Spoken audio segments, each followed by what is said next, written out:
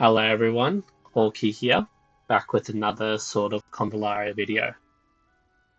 So I was just looking through my YouTube and one of our prominent creators, Sefi, he manages the wiki.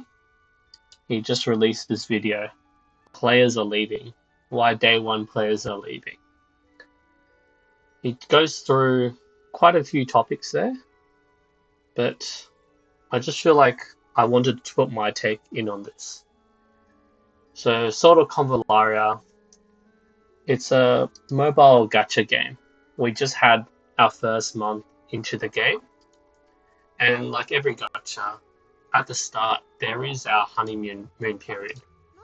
So we do have uh, quite a large surge of people at the very start of the game, and in the first month or so, people start falling off.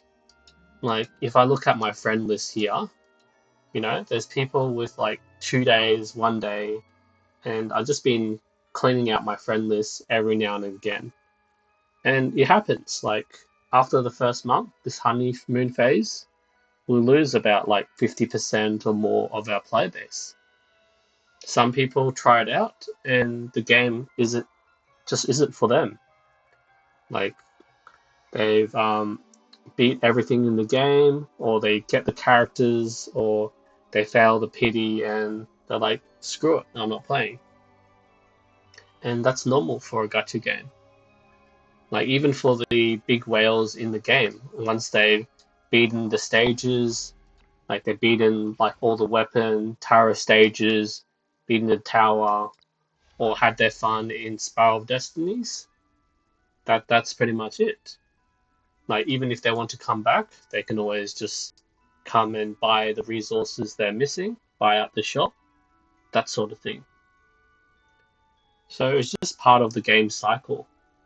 And I also see that a lot of content creators are also dropping off on the game, and that's fairly understandable. It's the same sort of reason. This is a strategy RPG game. There's only so much content we can make out of this game.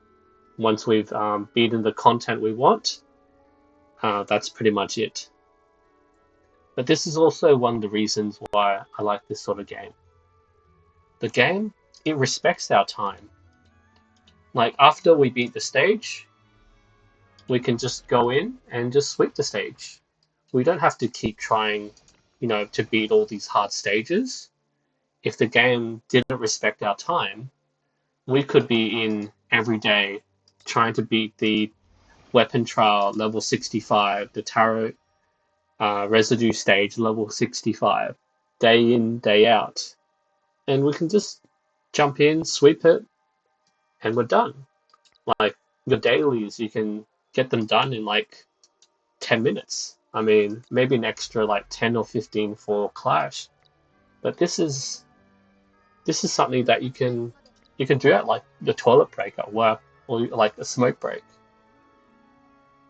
It's really easy to keep up to date with this sort of game, and this is a good game for your average like working adult. You have a lot of responsibilities. You have to, look after your family, hang out with friends, do your work, and if you have that extra time, you can also grind the game more, go into the Spiral of Destinies and farm out your knowledge, that sort of thing. Like you can clear all the extra paths on the Spiral of Destinies. Like I barely cleared much of mine. You can fill out the astral path here. There's so much you can do in this game, but it's all fairly optional. Like the game doesn't insist for you to play in, day out. And another thing I wanted to go through is if we go through to back to the Taiwan banner, their banner history. So this is from the Luden Waifu site by Sethi. Some people were like, we jumped so much, we lost so much time, we could have saved up for a lot of units and everything. We did skip some banners, but look at the Taiwan schedule. The single characters here are their debut banners. So look, 15th to 29th of September, that's 2 weeks. Iggy, another 2 weeks. Miguel, another 2 weeks. They've been consistently having the 2 week banners. So we're not on a fast track schedule. It's not that we're rushing through the banners, um, even though it feels like we skip through quite a lot. So if we jump back into uh, this schedule by Celion, we did end up skipping through quite a bit. So we skipped through Nana Will, Lily Will, Iggy, Miguel, Nagel, Nungle, and we skipped Momo and Alexi. So all these came out on our standard banners. And with these being 2 weeks banners, we essentially skipped through 4 months. And this was 4 months of, I'll say like at least half of these were fairly dead banners. Like, we've jump start into the 4 months into the game, and the content has been fairly good. Like we're getting nice bite chunks of content. We have events sort of back to back. Like there's never content running out. Now imagine if we kept through with the same sort of banners as the Taiwan schedule. We would have had to maybe would have pulled for like Nana Will or Lily Will, and then we would just be logging into the game, spamming our stamina, and then just waiting for new banners to come out. And the events would be fairly spread out. So this would have been a game that we just jump in, and maybe you don't even jump in anymore because it was like a fairly dead sort of update cycle.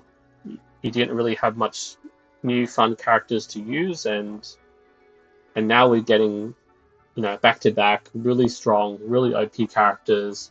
We got Ida, we got Simona, and then we're getting the trio, Sophia, August, and Cocoa.